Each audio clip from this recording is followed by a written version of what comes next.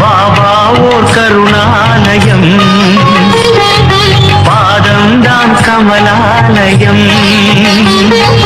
பாபா ஓர் கருணாலயம், பாதம்தான் கமலாலயம். சாயப்பா உறவுகள் அனைவருக்கும் வணக்கம். இந்த நாள் உங்களுக்கு இனிய நாளாக அமைய சாயப்பாவின் அருள் கிடைக்கட்டும். கேட்பதையெல்லாம் தரும் சாயப்பாவின் இன்றைய அருள்மொழியை கேட்போமா? அன்பு குழந்தையே, இந்த செய்தி காரணம் இல்லாமல் உன் கண்களில் படவில்லை செல்லமே. அப்பா உனக்காக உருவாக்கி வைத்திருக்கும் அழகிய உலகத்தை உன்னிடம் சொல்லவே இதை உன் கண்களில் பட வைத்துள்ளேன். அதை பற்றி உன்னிடம் சொல்லவா? உனக்காக நான் உருவாக்கியுள்ள வாழ்க்கையில் நீ வெற்றி மேல் வெற்றி பெற்று மதிப்பிற்குரிய நபராக வாழ்கிறாய். நீ போதும் போதும் என்கின்ற அளவுக்கான பணம் உன்னிடம் சேர்ந்துள்ளது.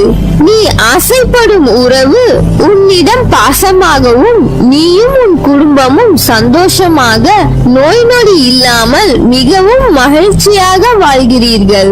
அப்படிப்பட்ட ஒரு சந்தோஷமான வாழ்க்கையை தான் நீ வாழப் போகிறாய்.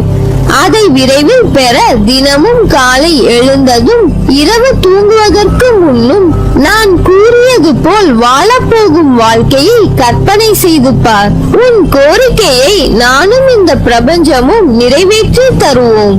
இன்று நீ உலக வாழ்க்கையில் படும் துயரங்கள் நீ முன்பு செய்த வினைகளுக்கு ஏற்றவாறு நன்மையாகவோ தீமையாகவோ வெள்ளம் போல் உன்னை நோக்கி பாய்கிறது.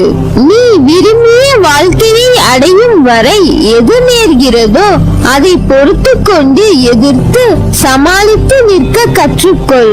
அதை விட்டுவிட்டு புலம்புவதால் எந்த ஒரு நன்மையும் கிடையாது. இந்த உணர்வுகளால் உன் உடல்நிலை தான் பாதிக்கும். உன்னுடைய கவலைகளை தூர எறி. உன்னுடைய துன்பங்கள் முடிவுக்கு வரும் நாள் வெகு தொலைவில் இல்லை. உன் வாழ்க்கையில் புயலாய் சூறாவளியாய் வந்த அனைத்து சீற்றங்களும் வந்த தடம் தெரியாமல் மறைய போகிறது. உன்னை பாதிக்கும் எந்த ஒரு நிகழ்வையும் தூக்கி எறிந்து செல். உன் மனதிற்கு ஒரு புத்துணர்ச்சி கிடைக்கும். உனக்கு நான் அடிக்கடி கூறுவது ஒன்றுதான், நீ உன்னுடைய வாழ்க்கையை வாழ். அடுத்தவர்களைப் போல வாழ வேண்டும் என்று கனவு காணாதே. ஏனென்றால் நீ அவர்களை விட சிறப்பாக வாழ்வாய். அதனால் இப்போது இருப்பதை வைத்து மகிழ்.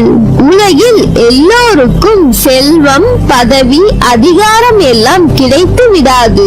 எல்லோருக்கும் எல்லாம் கிடைத்து விட்டால் இவ்வுலகமே அதிகார போட்டிகளால் சூனியமாகிவிடும். அதனால்தான் தகுதியானவர்களுக்கு மட்டும் அது கிடைக்கிறது.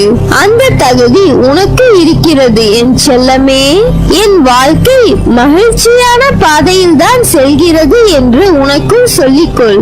அப்பொழுதுதான் இப்போது நீ படும் இந்த துயரங்களை மன வலிமையோடு எதிர்கொண்டு வெற்றி பெற முடியும். வருத்தப்படாதே, அழாதே, தோல்விகளை கண்டு துவண்டு போகாதே. துன்பத்தை பெரிதாக நினைத்து இன்பத்தை இழந்து போகாதே. இப்போது நீ படும் இன்பத்தையும் துன்பத்தையும் சமமாக ஏற்றுக்கொள். நீ விரும்பும் வாழ்க்கையை அடைய உன் மீது முதலில் நீ திடமான நம்பிக்கை கொள்ள வேண்டும். வீணாய் உன் நிம்மதியை தேவையில்லாத விஷயங்களுக்காக தொலைத்துக் கொள்ளாதே. உனக்கு வரவேண்டிய நேரத்துக்கு எல்லாம் நல்லபடியாக வந்தடையும். அதற்கான காலமும் நெருங்கிவிட்டது. ஏக்கங்கள் கொள்ளாதே, அது உன்னை வெறுமையாக்கிவிடும். நமக்கென்று சாயப்பா தரும் எல்லாம் நன்மைக்கே. சில விஷயங்கள் நடக்க தாமதமானாலும் அதற்கான காரணம் நமக்கு நல்லதாக மட்டுமே இருக்கும் என நம்பு. நல்லது என்ற விஷயம் கிடைக்க தாமதமாகலாம், ஆனால் உனக்கு கண்டிப்பாக நல்லதே நடக்கும். என் கையில் இருந்து ஆசி பெற்று சந்தோஷமாக வாழ்வாய். உனக்கு நிறைய வாய்ப்புகளும் காலங்களும் உள்ளன. அதை உனக்கு சாதகமாக மாற்றிக் கொள்வதற்காகவே இந்த சின்ன சறுக்கல்கள் என உணர்ந்து புத்துணர்ச்சியோடு எழு. உன்னுடைய வாழ்வில் நீ நிச்சயம் வெற்றி அடைவாய். எவ்வளவுதான் பணம் வந்தாலும் எளிமையாக வாழ்வதில் விருப்பம் கொள்ள வேண்டும். கௌரவத்திற்காக ஆடம்பரம், வீண் செலவுகளில் ஈடுபடக்கூடாது. வழிபாட்டுக்கு ஆடம்பரம் தேவையில்லை. பணிவும் அன்பும் நிறைந்த ஒன்றே போதுமானது. அதுவே எனக்கு பிடித்த வழிபாடும் கூட. உன் வாழ்வில் நடப்பதை மனப்பூர்வமாக ஏற்றுக்கொண்டு நம்பிக்கையோடு செயல்படு.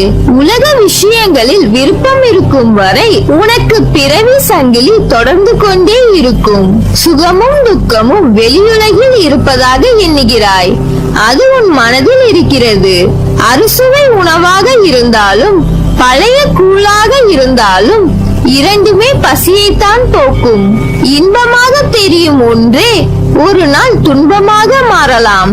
துன்பத்திற்கும் அதே தன்மை பொருந்தும். இதை நீ உணர்ந்தால் வெற்றி நிச்சயம். கடவுளை காண அனைவரும் விருப்பப்படலாம். ஆனால் தகுதி உள்ளவருக்கே வாய்ப்பு கிடைக்கிறது. கடவுளை தியானிப்பதால் எண்ணம், சொல், செயல் மூன்றும் தூய்மை பெறும். கோடீஸ்வரனாய் இருந்தாலும் சுயநலத்துடன் வாழ்வது பாவம். மனசாட்சிக்கு பயந்து நடப்பவனே மனிதன். ஆனால் கலியுகத்திலோ மனசாட்சி என ஒன்றை முற்றிலும் தொலைத்துவிட்டு வாழ்கின்ற வாழ்க்கை எந்த நிலையில் இருக்கிறது என்பதை கூட தெரியாமல் வாழ்க்கையில் சுயநலம் மிகுந்து வாழ்கின்றனர். உறவுகளுக்கான மரியாதை, உறவில் இருக்க வேண்டிய பண்பு என எதுவும் இல்லாது அன்பு என்ற சொல்லுக்கு அர்த்தங்களை தேடும் நிலையில்தான் உலகம் செல்கிறது. பசி போக்குவது, ஆடைகள் கொடுப்பது, வாழ இடம் கொடுப்பது மட்டுமே. உன் வாழ்க்கை நிம்மதியுடன் சந்தோஷத்துடன் இருக்கிறதா என்றால் இல்லை. அதற்கு நிகராக அன்பு, பரிவு என உணர்வுகளும் இருக்கும் போதுதான் ஒருவருடைய வாழ்க்கை நிம்மதியான சந்தோஷத்துடன் அமையும். அதை உணர்வதும் ஒரு அரவணைப்பை கொடுக்கும். யாரும் தனித்து இல்லை, அனாதைகளும் இல்லை. தனக்கும் பிறருக்கும் பயனுள்ளவராக வாழ வேண்டும். பணம் சேர்ந்து விட்டது என்று பிறருடைய துன்பத்தில் இன்பம் காண்பது பாவம். பிறர் துன்பம் போக்க உதவுவது பெரும் புண்ணியம். இனிய சொற்களால் மற்றவர்களை மகிழ்விக்க அறியாதவர்கள் மௌனமாக இருப்பதே சிறந்தது. சொல்லாலும் செயலாலும் பிறருக்கு நன்மையை மட்டுமே செய்ய வேண்டும்.